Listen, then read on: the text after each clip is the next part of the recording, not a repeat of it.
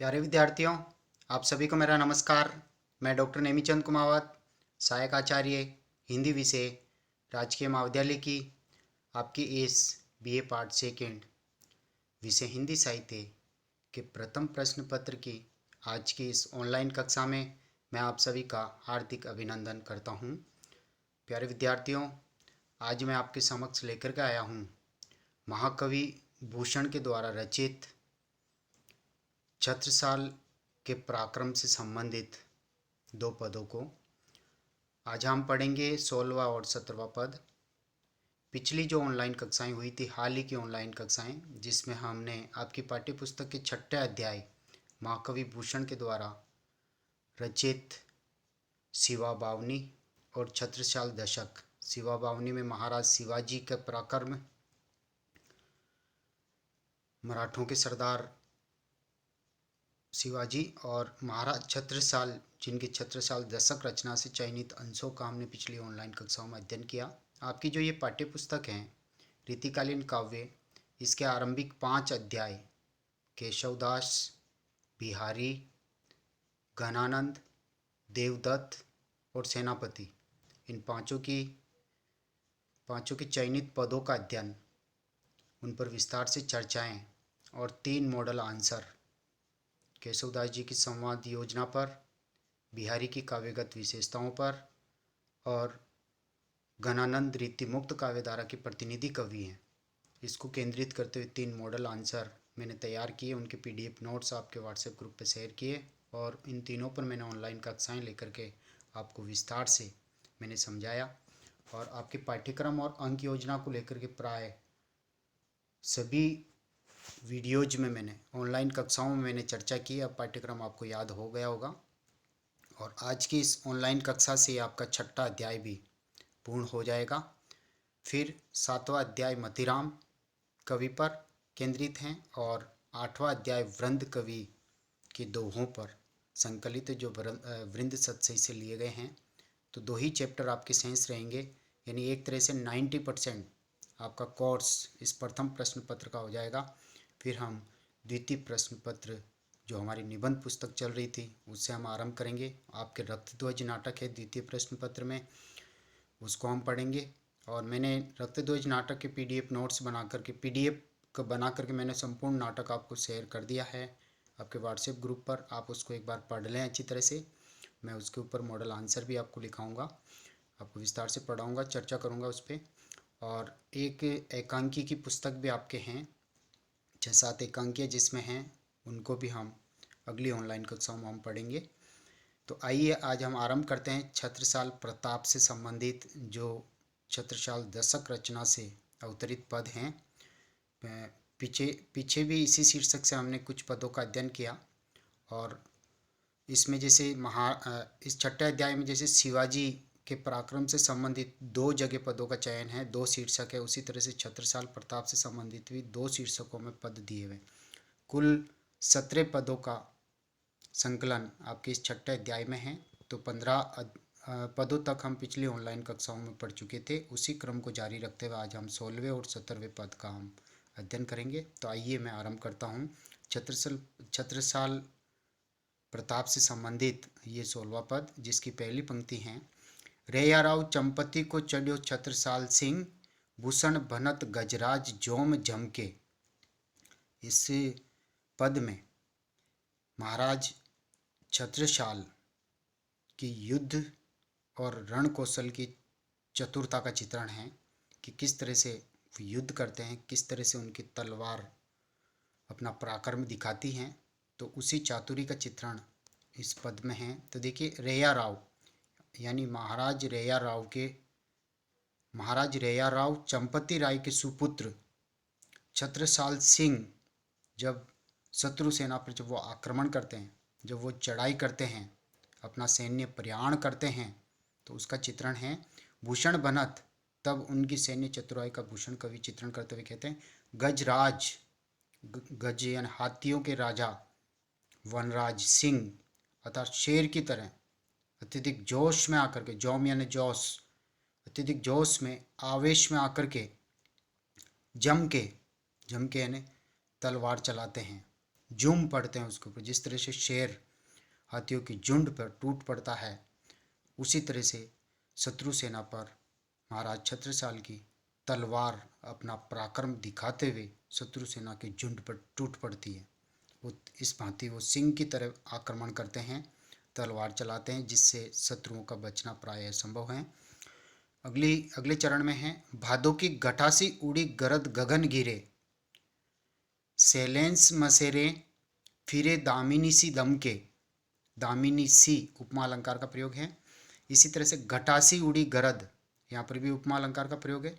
यानी यहाँ भूषण कवि कह रहे हैं कि जब महाराज छत्रसाल की सेना जब शत्रुओं पर आक्रमण करने के लिए जब चढ़ाई करती है, आगे बढ़ती है, तो इस तीव्रता के साथ वो आगे बढ़ती है कि उनके चलने से, पैरों से मतलब हस्ती सेना, रथ सेना, गुड़ सेना, पैदल सेना, तो ये चतुरंगिणी सेना के सुसज्जित होकर के जब तीव्र गति से जब वो आगे बढ़ते हैं, तो उनके आगे बढ़ने से पैरों से, खुरों से जो धूल उड़ी वो पूरे आसमान में छा जाती है। यानी दिन में इस तरह से छा जाती है कि मानो भाद्रपद की घनी अंधेरी रात्रि में वह दिन परिवर्तित हो गया।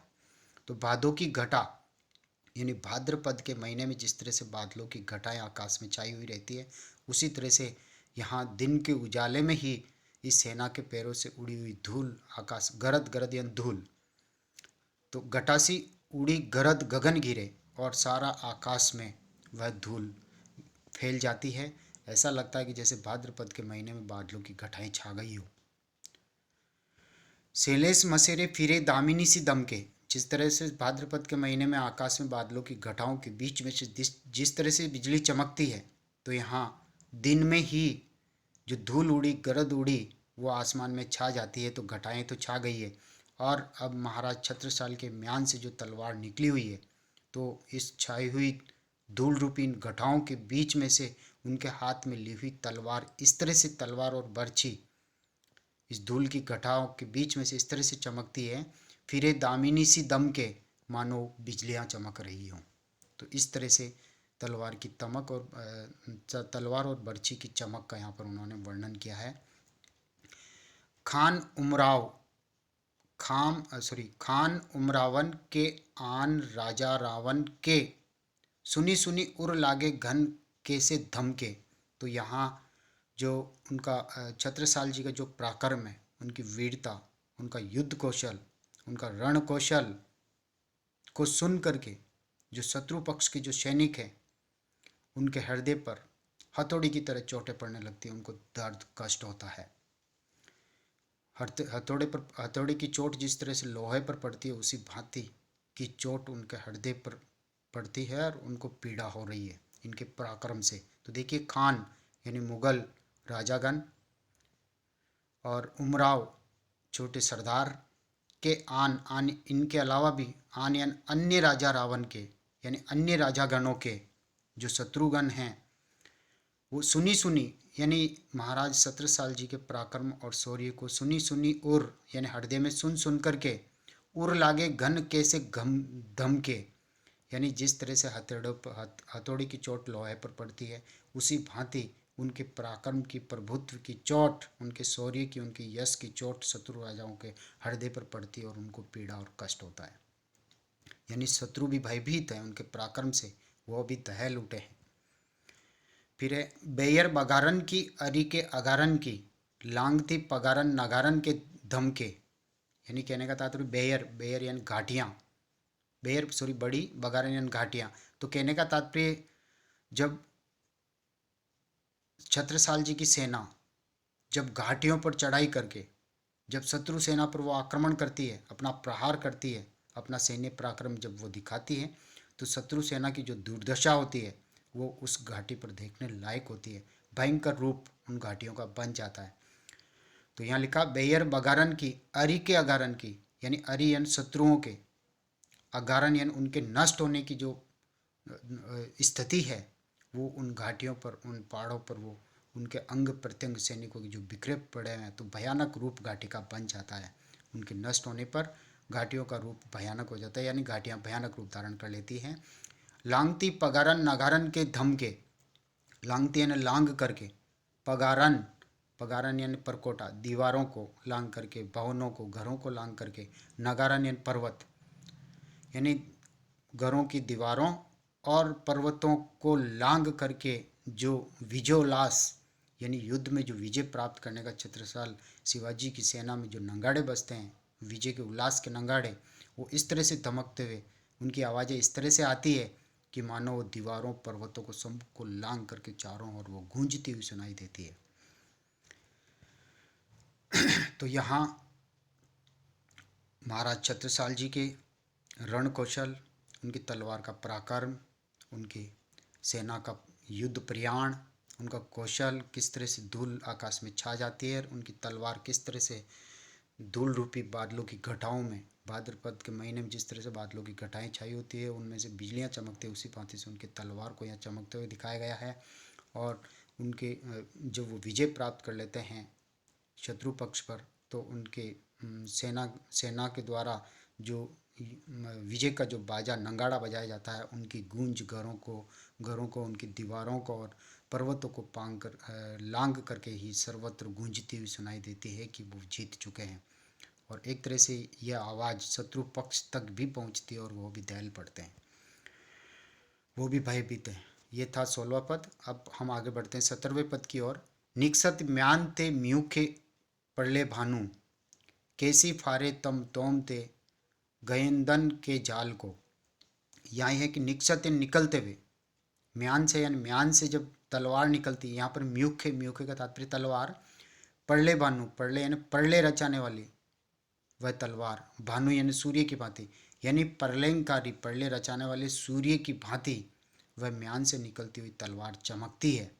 और चमक करके जिस तरह से सूर्य की किरणें, प्रातःकाल सूर्य की किरणें निकलती है तो अंधेरा चूमंतर हो जाता है, यानी सूर्य की जिस तरह से सूर्य अंधेरे को नष्ट करता है या सूर्य की किरणें अंधकार को मिटा देती है, उसी तरह से म्यान से निकलते हुई छत्रसाल की जो तलवार है वो इस तरह से प्रलय रचाती है कि मानो वो शत्रुओं के घने अंधकार को, उनके समूहों पर, उनके झुंड पर वो टूट पड़ती है। तो कैसी फारे यानी किस प्रकार वो फाड़ती है, तम तोम यानी घने अंधेरे को जिस तरह से सूर्य की किरणें नष्ट करती है, फाड़ देती है, ते गैंदन के जाल को उसी भांति छत्रसाल जी की म्यान से निकली हुई प्रलयंकारी तलवार, गैंदन यानी हाथी, हाथियों के जाल को यानी झुंड को, हाथियों के जाल को वो उस तरह से झुंडों को फाड़ देती है।